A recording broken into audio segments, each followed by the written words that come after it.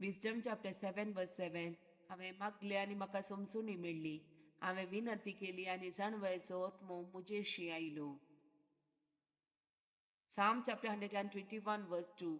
खरेच परत हांव नेता म्हजो आदार, ताणें रचला सर्ग आनी संवसार.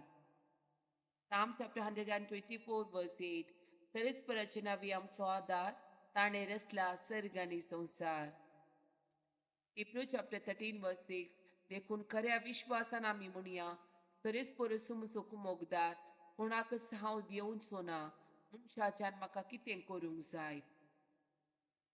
Psalm chapter 95 verse 7. कित्याक तो आमचो देव, आमी ताच्या सरवची परसा, ताच्या हातान चलयल्ल्यो शेळयो. Psalm chapter 145 verse 19.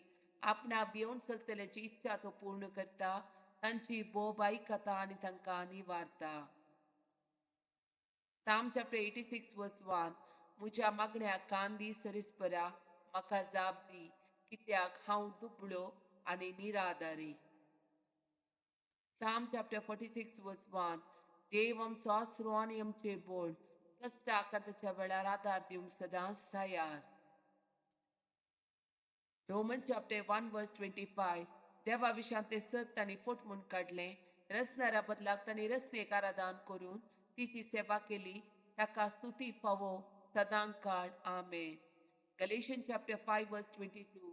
पूण आत्म्याचे फळ हे मोग, संतोष, समाधान, सुस्तीकाय, दयाळाय, बरेपण, विश्वासीपण, भोळेपण, स्वादमान असल्या संगतीक नियाळशास्त्र लागू जायना. John chapter 14 verse 26.